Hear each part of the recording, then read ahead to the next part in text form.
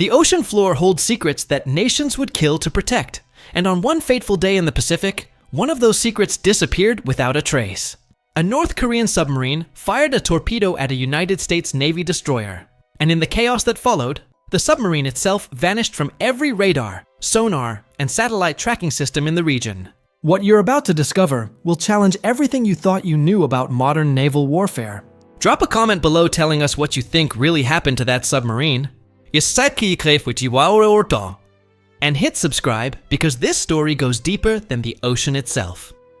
The year was 2023, and tensions in the Korean Peninsula had reached a boiling point that military analysts hadn't seen since the armistice of 1953. North Korea had been conducting an unprecedented number of ballistic missile tests, each one more advanced than the last, and the international community was growing increasingly concerned.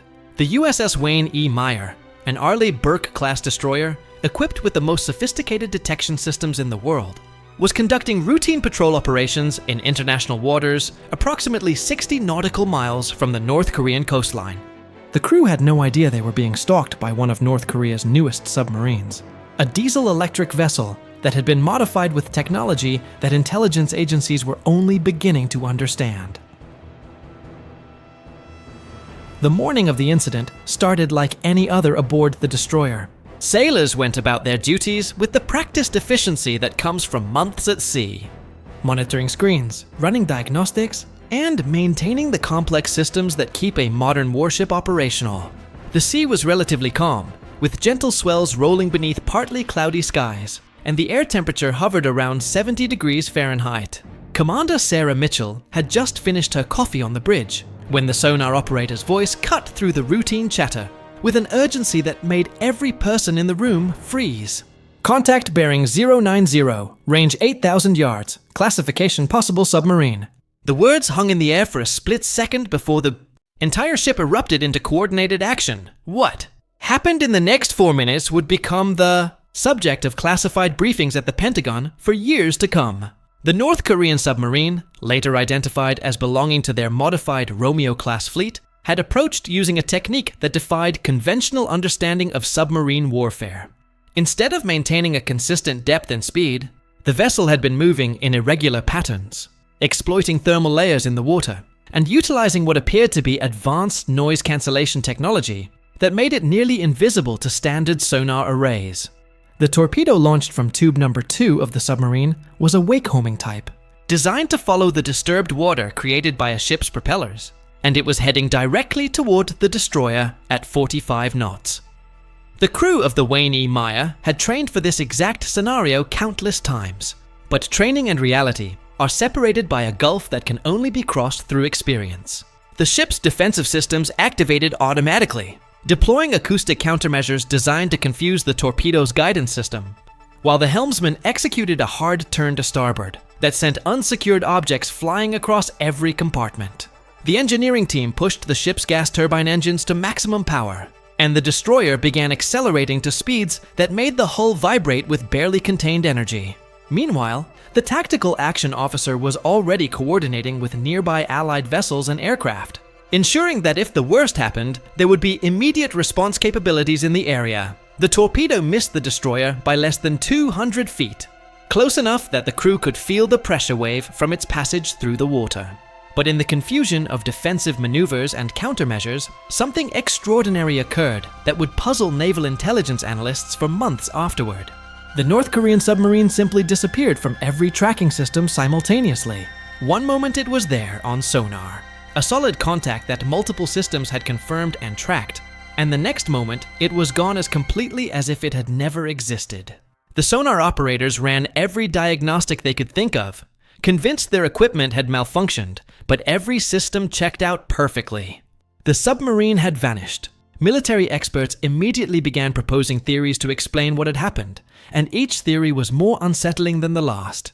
Some suggested that the submarine had been equipped with a revolutionary new stealth technology, perhaps involving metamaterials or active noise cancellation systems far more advanced than anything Western navies possessed. Others proposed that the vessel had descended to crush depth, deliberately sacrificing itself rather than allowing its advanced systems to fall into enemy hands through capture. A third group of analysts believed the submarine might have entered an underwater cave system, using detailed seafloor mapping that North Korea had been secretly conducting for years to navigate. Passages that Western forces didn't even know existed. The search operation that followed was one of the most intensive in recent naval history. The United States Navy deployed multiple submarines, surface vessels, and maritime patrol aircraft to scour an area of ocean larger than the state of Rhode Island. They used every detection method available, from traditional sonar to magnetic anomaly detectors that could identify the metal hull of a submarine beneath the waves. Satellite imagery was analyzed frame by frame, looking for any sign of the vessel surfacing or attempting to rendezvous with a support ship. South Korean and Japanese naval forces joined the search, contributing their own assets and expertise to the effort.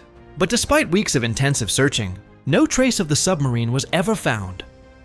The incident sent shockwaves through the international community and prompted urgent discussions about the changing nature of submarine warfare in the 21st century.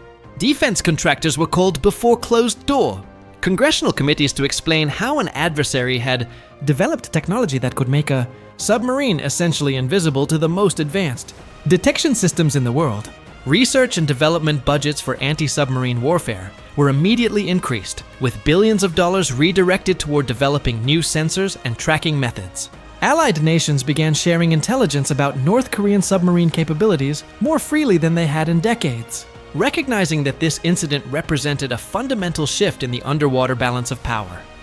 Behind the scenes, intelligence agencies were working furiously to understand what had really happened that day in the Pacific. Signals intelligence specialists analyzed every radio transmission and electromagnetic emission detected in the area before, during, and after the incident. Human intelligence officers reached out to their networks of sources, seeking any information about North Korean submarine programs or recent technological breakthroughs. Satellite reconnaissance was intensified, with analysts examining every North Korean naval facility for clues about submarine construction or modification programs.